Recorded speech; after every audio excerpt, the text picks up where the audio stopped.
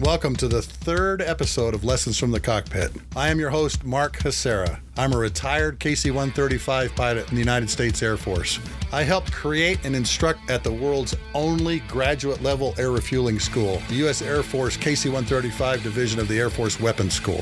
I authored the book Tanker Pilot, Lessons from the Cockpit, which is available from Amazon in all 4 formats. Myself and 2 of my friends created the company Wall Pilot, custom aviation for the walls of your home, office, or hangar, which can be found at wallpilot.com. My lifelong passion has been aviation and airplanes. Standing on the hood of my Grandpa Andy's car in my socks, I watched Boeing 707s, Douglas DC-8s, take off and land at Los Angeles International Airport. It was then that I said to myself, why work for a living when I can do this? And for over 60 years, I've been around airplanes.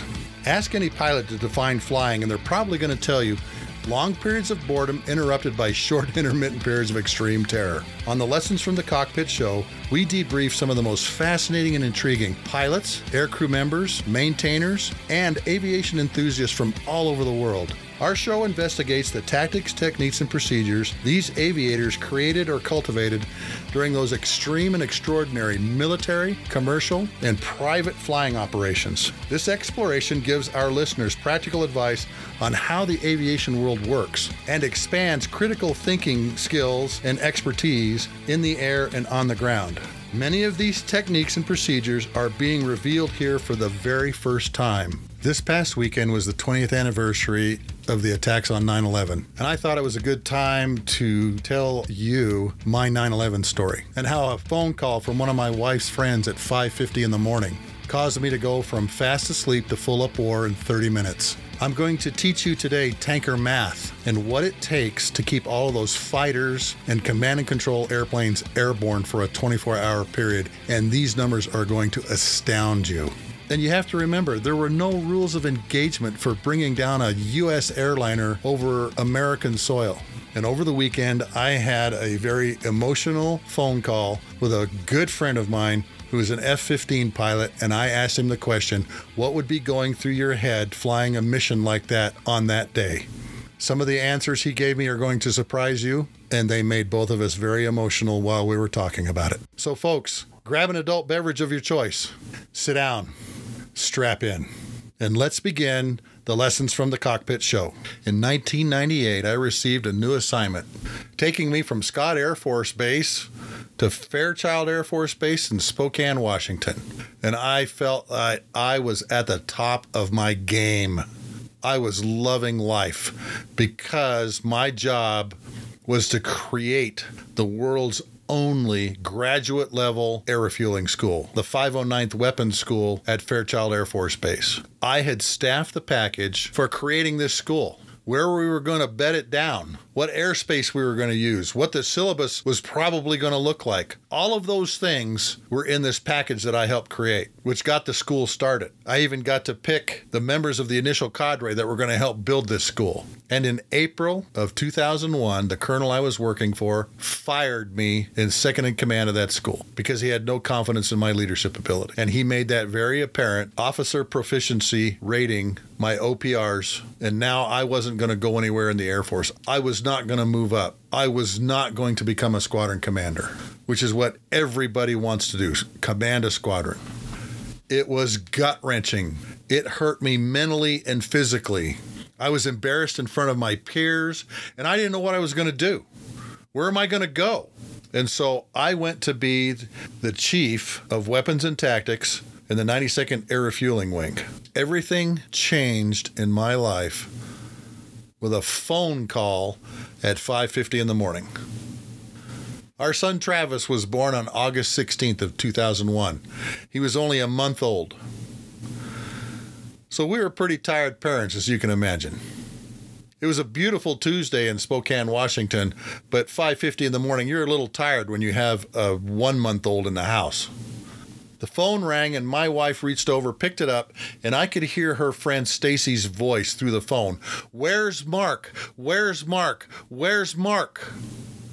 And she told her, "Well, he's asleep here next to me. It's 5:50 in the morning, Stacy." She says, "Wake him up and turn on the TV. An airplane has hit a building in New York. And I heard her say that, and still a little groggy, reached over, picked up the TV remote, turned it on to Fox News, and I see this tower burning. And the runner across the bottom of Fox News is saying, a jetliner has hit one of the World Trade Center buildings. And as I sat up in bed, I'm looking at this image, thinking to myself, how can an airline pilot team with tens of thousands of hours run into a building on a clear and visibility unlimited day, a CAVU day? And I was going through that in my mind, but my subconscious was telling me, you are under attack. Get up, get going. But I was still a little groggy. It's 5:50 in the morning with a brand new baby in the house. And while I was sitting there watching this, I saw the next airplane hit the South Tower. Immediately, I knew we were under attack. I knew what was wrong. I knew immediately what was wrong. We are under attack.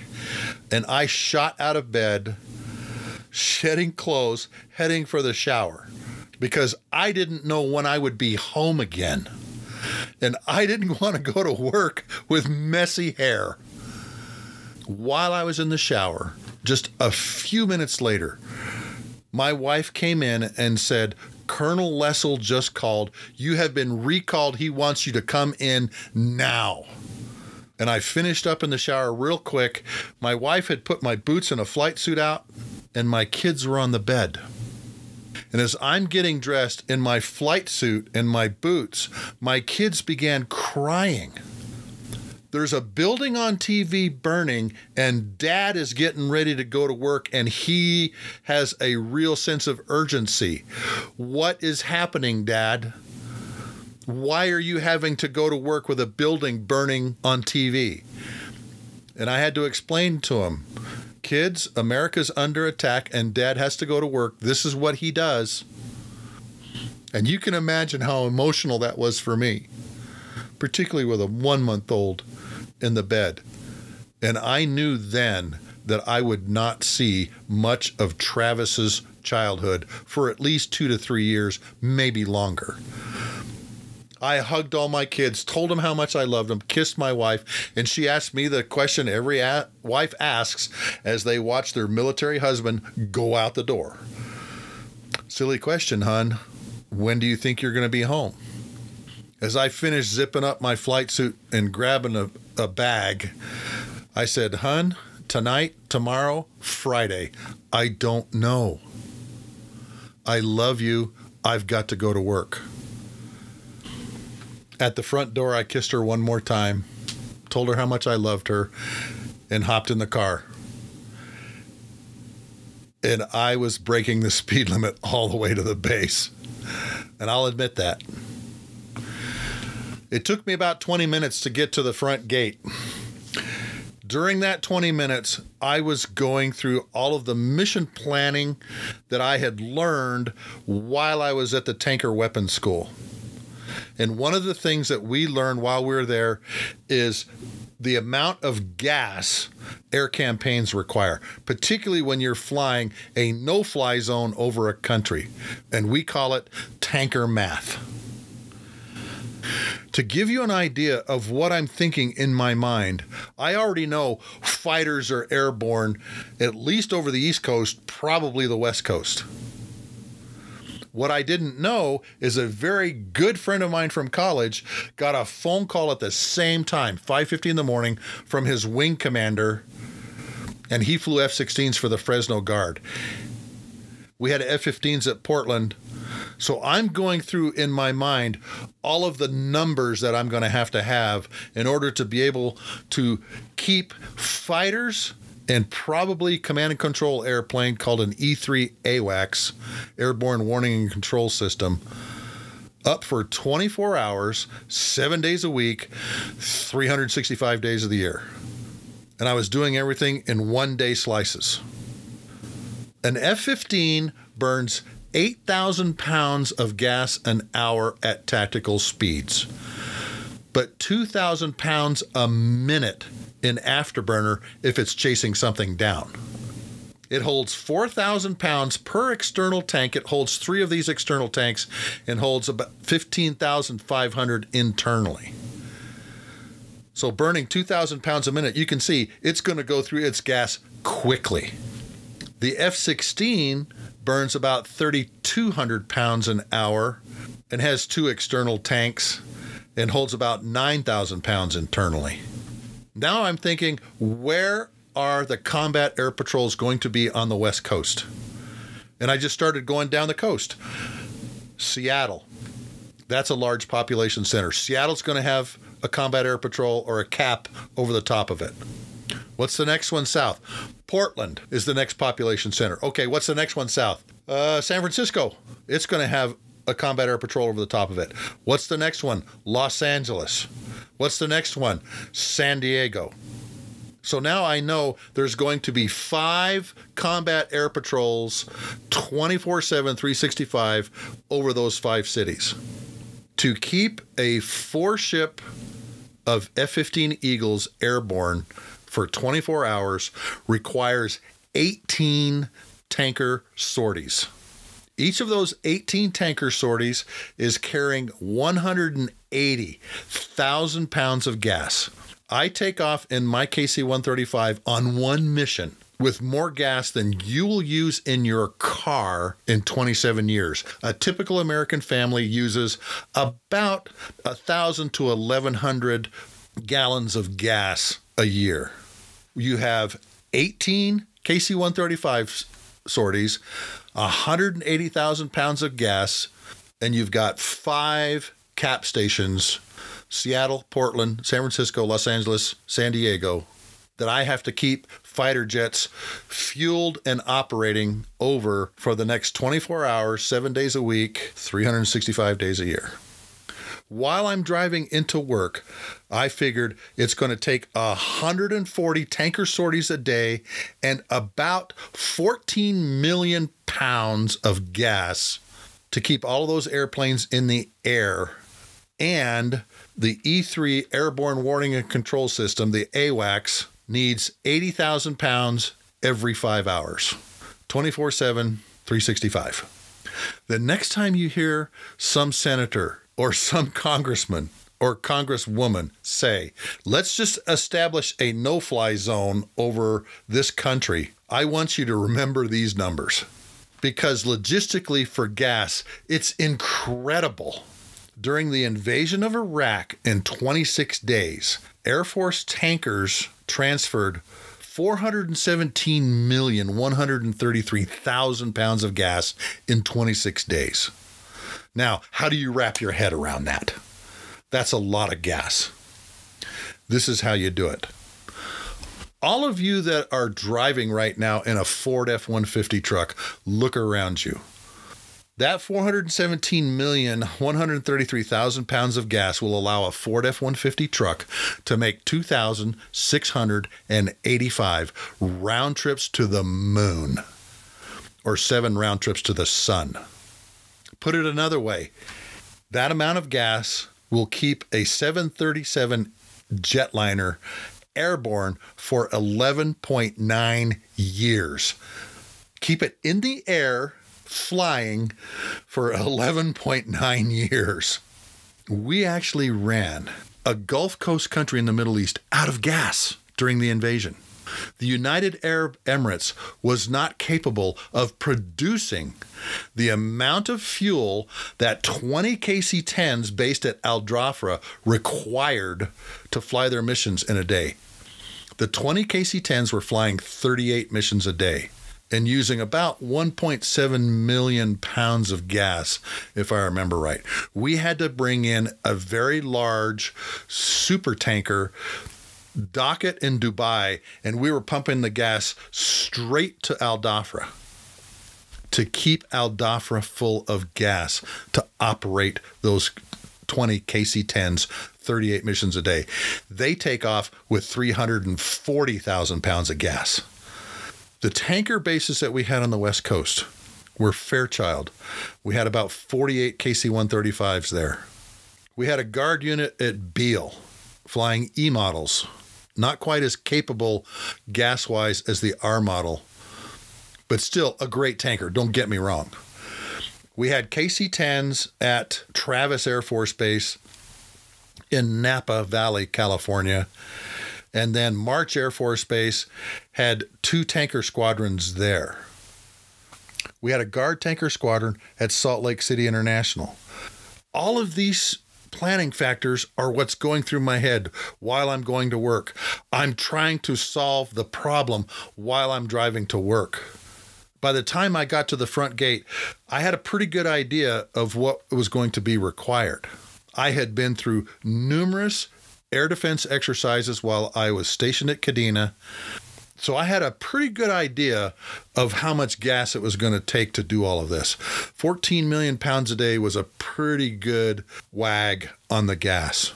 But there was one other factor that I knew that we were going to have, and that was sometime in the afternoon, we would have tankers on alert, ready for the crews to hop in the jet and go in a moment's notice and be airborne under 10 minutes.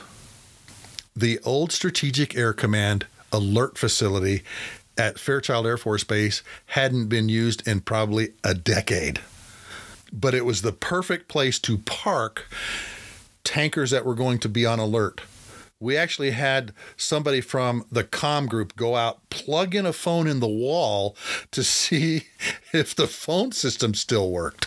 Because if we're going to put crews in that alert facility and park airplanes on the old Strategic Air Command Christmas tree, we had to be able to talk to them.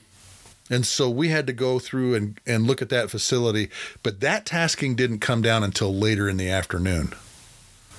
Now, to give you an idea of the alert price tag of tankers, I saw a slide once that said on 9/11 there were 8 KC-135 sorties on alert at various bases throughout the United States.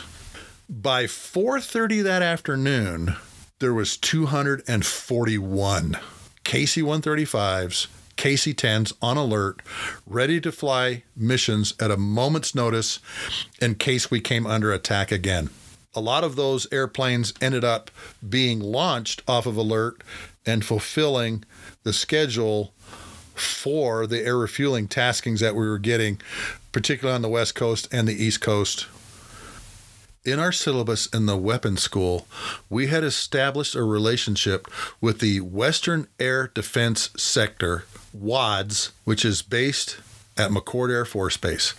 They are the radar defense for the entire West Coast. They command all the airplanes. They have all the radar that's watching what's going on. And their call sign is Bigfoot. There was a weapons officer there. His name was Soup. And I wanted to get him on the phone and find out, okay, Soup, how are you going to command and control this? Is the AWACS coming? Are you guys going to do it from the ground? Ground controlled intercept, as we call it, GCI? Or is the AWACS going to fly this? But we didn't know any of this. It's a pickup game at this point. No one had thought that the United States would come under attack by airliners being flown by jihadis and used as cruise missiles into buildings. None of us had envisioned that. And yet all of the signs were there. These guys were going through flight training at different schools, telling them, I don't want to know how to take off and land. I just want to know how to fly. I finally got to the front gate, and there was a line about 2 miles long to get on base. It took me about 40 minutes just to get to the front gate because the base was locked down now. There was only one gate to get through, and they were checking every vehicle that came through. I finally got into the command post, and as I got into the command post, it was shortly after the Pentagon had been hit.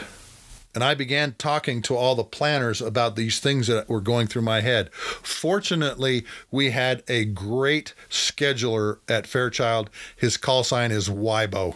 And he intuitively knew we were going to get tasked to do things. Wybo was taking the crews that were coming in for training flights that day, putting them in base billeting and telling them, you're on alert, you're here until I call you. We know we're going to get tasking, we just don't know when it's going to come. And it came late. The Tanker Airlift Control Center, Transcom, was busily trying to figure out what are the taskings, what are we going to do, and we already had fighters airborne that needed gas. Our very first tanker sortie, with all these fighters in the air, was tasked to go to, of all places, Bozeman, Montana. But they had a very important mission to do, and that was to pick up a FEMA team that was there doing an exercise. That FEMA team was the first response team for disasters like this. They had to get back to Washington, D.C. so they could go to New York and begin their investigation of what happened. That aircraft commander, I saw him 2 days later when we were both on alert in the alert facility, and I asked him, so what was that like? He said to me, it was the eeriest mission he'd ever flown. They got into Bozeman, picked up the FEMA team, and then were on their way to Washington, D.C. Chicago Center told them they were the only airplane that was in that sector at that time. As they got closer to Chicago, some F-16s out of the Michigan Guard said, hey, do you got some gas?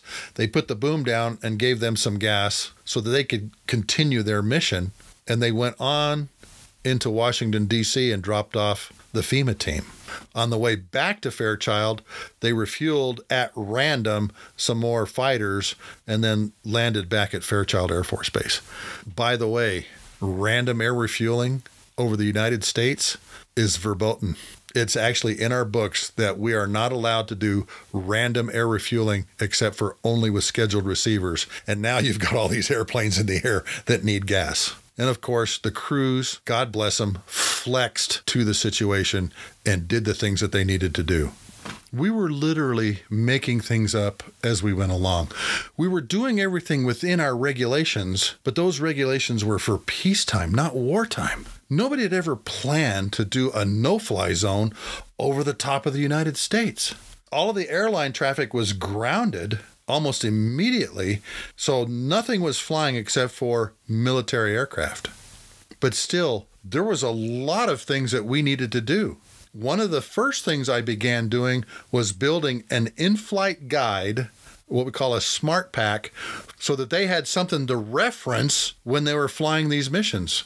Because we didn't have anything, a wartime type of smart pack for defending the United States.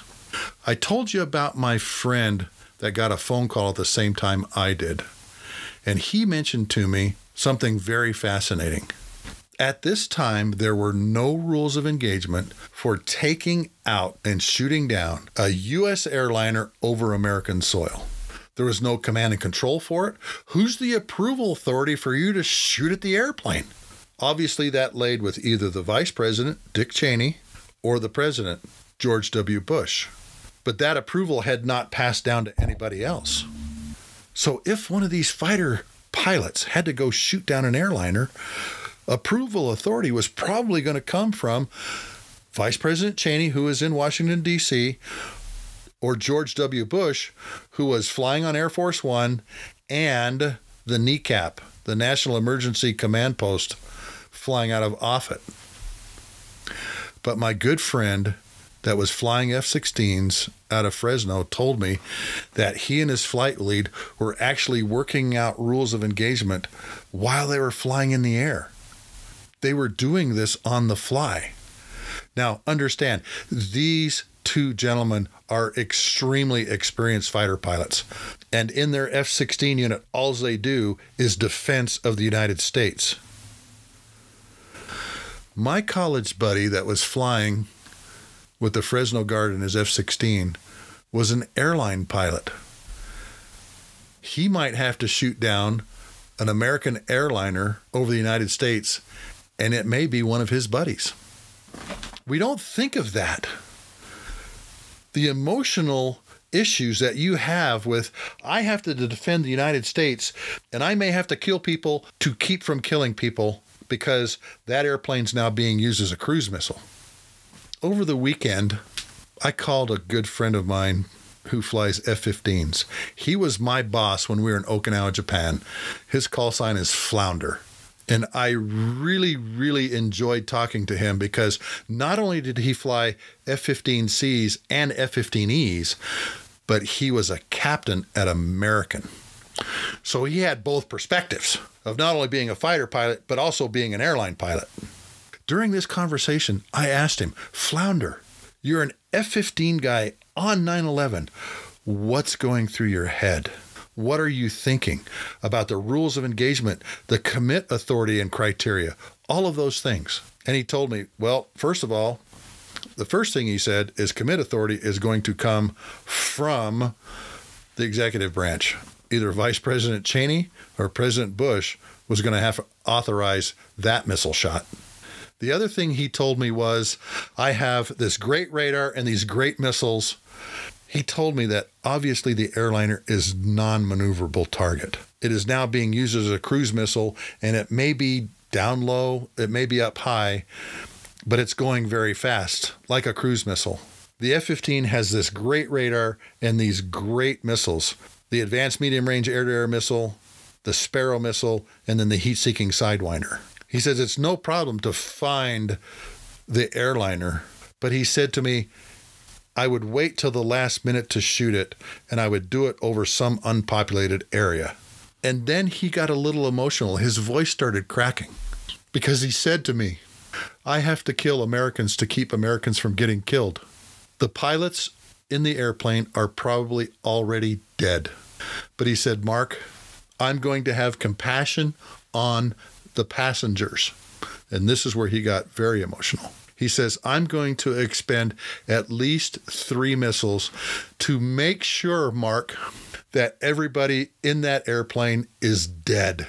And he stopped for just a moment and he said to me, because Mark, I do not want them to experience the free fall to Earth. We don't think about that aspect of this, but look at the position that puts these fighter pilots in. Fortunately, this did not happen. But these are the things the military guys had to think about. These fighter pilots had to think about. An American airplane is being used as a cruise missile. The pilots are probably already dead. And now I have to save more lives by taking more lives. And I don't want them to have the last experience on Earth of free falling to their death. That Tuesday, September 11th, was a very long day for me.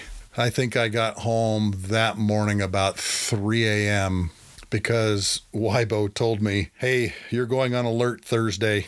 And 8 days after 9/11, I was in a KC-135 headed for the Middle East on my first of 5 deployments between September of 2001 and May of 2003. My first deployment was to Incirlik Air Base, which I had already been scheduled for to fly Operation Northern Watch, the no-fly zone over northern Iraq. I went from one no-fly zone to another no-fly zone. And amazingly, the airplanes were still carrying live air-to-air missiles. That was pretty sobering. But they told us, we don't know when you're going to come back from this. Normally, that's a 60-day rotation. And they told us, we don't know when you're going to come back. I left on the 19th of September, and I came back to the States on the 4th of December. And on the 6th of December, I got orders to go back to the Middle East to be the chief of the Air Refueling Control Team, Combined Air and Space Operations Center at Prince Sultan Air Base in Saudi Arabia, relieving one of the students from our very first KC-135 weapons school classes, Dewey. Between December 4th, when I got home, and leaving on January 13th to go back to Saudi Arabia, the 13th of January being my wife's birthday, I got to fly 2 Noble Eagle sorties and refuel the AWACS on one mission, 80,000 pounds, just like I had postulated, and F-15s from the Portland Air National Guard that were doing a combat air patrol over Seattle.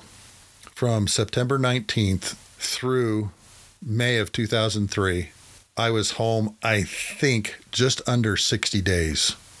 Travis was growing like crazy, but he had no idea who I was. And as all of you in the military know, your family sacrifices. And I came home from one of my deployments And Val handed Travis to me at the airport, and he wouldn't come to me because he didn't know who I was. That was a little heart-wrenching. I was going to miss a good portion of his young life, and I knew it. I am a professional speaker, and this is one of the stories that I tell, having to go from fast asleep to full up war in 30 minutes, because we had built this school exactly for this reason. But this school had prepared me in a way that no other school in the world can prepare air refueling pilots and navigators and now boom operators. I could put a plan together in my head while I was driving. I had a really good idea of what resources we were going to need to be able to defend Seattle, Portland, San Francisco, Los Angeles, and San Diego. But we had to make up a lot of things as we went. My fighter friends didn't have rules of engagement for this. All of that had to be worked out on the fly. And they were put in positions that were just heart-wrenching, because many of my fighter friends told me that they got committed on targets, airplanes, even helicopters, until they figured out that they were not a threat. And that whole decision matrix had to be built.